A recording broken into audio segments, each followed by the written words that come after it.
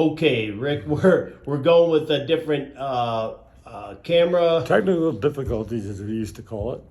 Yes, and we're going to just call this part two. So you were getting ready to tell a story about Luke Carnesecca. Yeah. Can you tell us that? For the people who don't know, Lou Carnesecca was coached St. John's for about, I think, 25 or 30 years. But before that, he was the freshman baseball coach and the assistant basketball coach.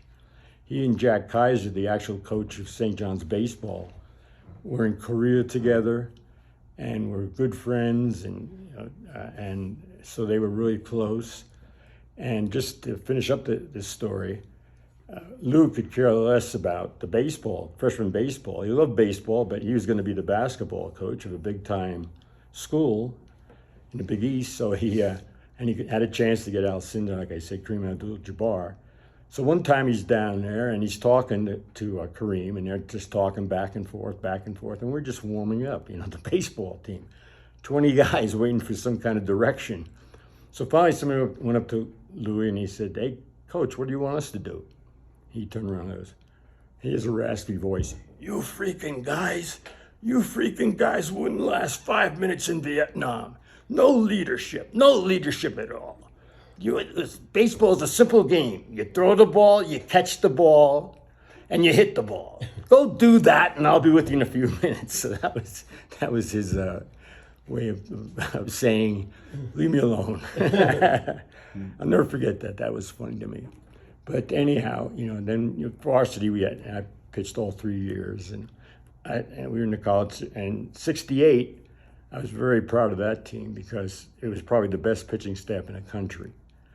We ended up real quick. I mean, I know this can be boring, but No, please. this is that my senior year. We had a pitching staff that at one point in time, towards the end of the season, had a 1.03 ERA as a staff. And this is big time baseball, college baseball. This isn't Mickey Mouse stuff. And then we got into the playoffs, and we pitched 3 shutouts in the playoffs to get to the College World Series. And that was a big deal because, just think about that. The best teams in the region. I was lucky enough to have pitched the third and last game, and we beat NYU 1-0. So, it was one of my highlights, especially after the junior year. Like I told you, Ryder, we lost, and I lost that game to come back and win this one. So anyhow, from there, I was drafted by the Indians and spent, like I said, 4 years. I started working my way up. The big issue back then was Vietnam. I was in the reserves, and you'd be, pitching, and then you'd have to leave 2 weeks in the summer for camp, and then weekends, and that screwed it up. But that's the way it was for everybody. So, I had a good 4 years with the Indians. My biggest regret in life was not pursuing it further. I went home. I was released, like most of us are. Very few people get to go to the Hall of Fame. Most of us are just, thank you for your services. And, I didn't pursue it further. I still thought I could throw. I had the confidence. I was shaken by being released, but I had the confidence I could still pitch in that level and higher. And I didn't go to pursue it. I went home. My semi-pro team that I used to pitch for was in the championship game. I pitched a no-hitter in the championship game, and that was it. That was the last time I ever pitched in any kind of game. And then I learned from that time that if you want something, you got to keep pursuing it. I know that's trite and sounds trite, but for an individual like me, it was true.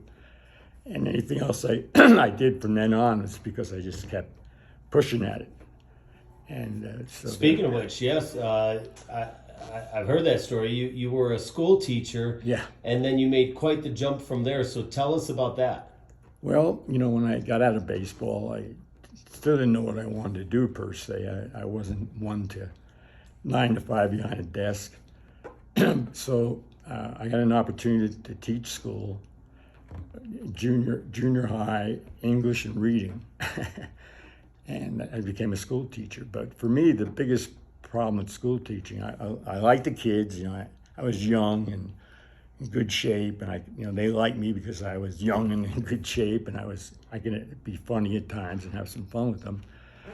So, but it was just the lack of competition, the lack of any kind of, the bell would ring, you go to second period class. The bell would ring, you go to study hall. The bell would ring, you go to lunch. The bell would ring, you go to reading club, whatever.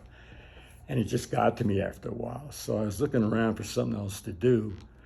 And I went back to sports, and, I thought I had a fairly decent voice. I had a Brooklyn accent, so I had to get rid of that. I'd go into when I was teaching, I had a lunch break. I opened the New York Times and read out loud. And if I heard some like a Toady Toad and Toad Avenue, something like that, I would try to correct it. And so I used to do that. And so from there, I was in teaching and full time. And I got an opportunity to go to Dallas, Texas. It's a long story, I won't bore you with it, but I go to Texas, and the woman there was a modeling and, what do you call it, an agency, television and radio and stuff like that. So she had both of those things. And so I used to fly back and forth on the weekends. My ex-wife, my wife at the time, was the head of Eastern Airlines in flight attendants. So I had flight privileges. So for $8, I'd fly cross country, or halfway across the country to Dallas, and I wanted to do radio and TV and try to get in there. And this was an opportunity to see if I could do it. So I was in that, and then the head of the agency came up one day and said, "Have you ever thought about modeling?" I said, "No, I never did think about it." She said, "Well, you have kind of a unique look," and I think I was probably better looking and younger looking than I am now. Mm-hmm. But anyhow, I said, "Well, I'll try it." She said, "It's good money." So that's how I started that. I got into this modeling stuff, and I did make pretty good money. And what it saved me was while I was trying to pursue the other stuff, I didn't have to go wait on tables or anything because I was making pretty decent money doing the modeling. I was in Neiman Marcus catalog, stuff like that. So that was pretty good money.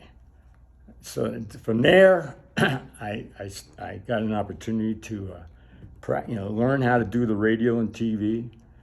And what I did is I sat down and said, where would I like to live? I'm not going to start in New York or Chicago or LA or something like that. Where would I like to go where I could start this, maybe being on TV? And a guy in Fort Myers, Florida, I sent resumes out, and he looked at it, and he liked the idea that I put, I suppose it was for a sportscasting job on local television in Fort Myers. He liked the fact that I was older and wasn't a kid, that I'd played professional sports, and that I seemed to be able to be in front of a camera and not panic or anything. So that's where I started, in Fort Myers. Tom Bender was his name, and he was the guy who was the voice of the Steelers back in the 70s when they were really big time. He sort of semi-retired down in Fort Myers. He wanted me to take over, and eventually I did. He retired. So that's how I got into the TV world, with mostly sports. And from there, I was in Fort Myers for 3 years, learned the craft, and then Tampa, the 17th market. Fort Myers was the 108th market. I got an opportunity to go to Tampa with the 17th market.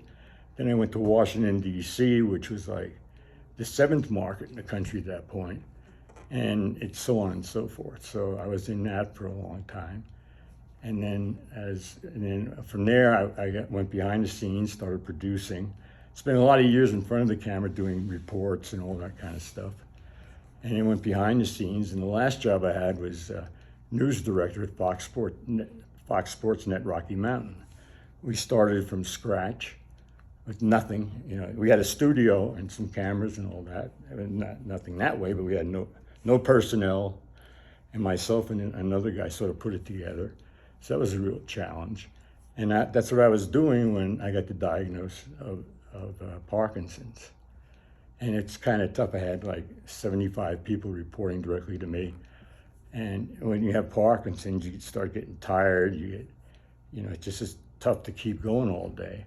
I didn't think it was fair to everybody that I had these moment lapses, because on TV, if they say it's 9 o'clock, you're on, you can't get there 30 seconds. Most jobs you can go, wait, we'll be there in a minute. We're almost there. TV, you got to be on set, ready to go. You don't want an empty chair there. So, it was just, that was tough, that kind of stress. So I had to retire basically. And I've been retired ever since, but I got into the Parkinson world, trying to help other people, and, just to keep myself busy and to try to help as many people as I could. And that's where we caught up to, the boxing and all that. I got to that point, and then the boxing started, and I just love it. It's just so good for you. And training people to let them see that it's good for you. We have a brand new group of Parkinson's patients right here in our area, and as you can attest, they come in, they work hard, and they really try.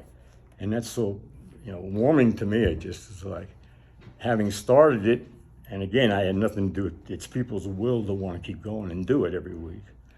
But it's just, at least they did something in life that helped people keep the wolves at bay. Yeah, I definitely think the camaraderie of it brings guys in.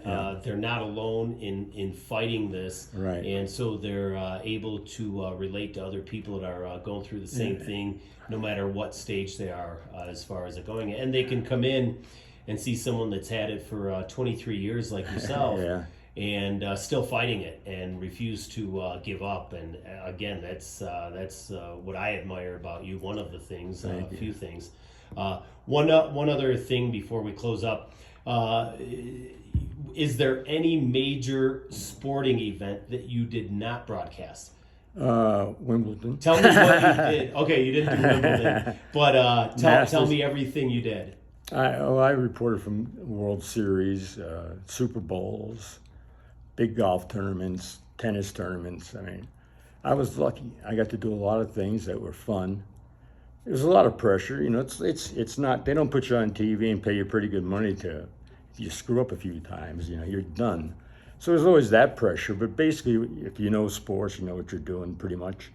You avoid the real pitfalls, and it became fun. You're in the locker room as things are happening, you're asking questions. It just was what I wanted to do, I guess, what I was destined to do if I worked hard. And so I don't regret. I've been a lucky guy in my life. Sounds like a good life. It was good. It was very good. All right, let's just. I know that you're going to continue boxing. You're going to continue going forward, fighting, struggling, and overcoming, and also being basically a symbol of hope for other people struggling through the same thing. Well, I honestly and truly don't want to be people have told me all through the last 23 years that, they got some inspiration. Every once in a while I hear that. And that makes me feel good, but basically it's got to come from within each individual. And if I can give them the impetus to just say, well, if that old guy can do it, maybe I can do it too. Exactly. That's good. But it's got to come from within, and I'm just amazed. I've met so many people through Parkinson's I never would have met that were really just inspirations to me. So, it sort of filters down. But I feel this is all I have left. The drugs are the same drugs that 23 years ago. And, and then now I'm at a point where they don't always work reliably.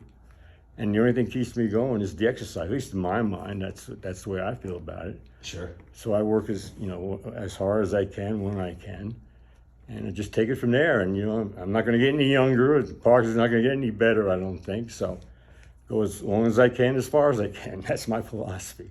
Awesome. Thank you so much, Rick. I appreciate it. Thank you. Thanks for listening.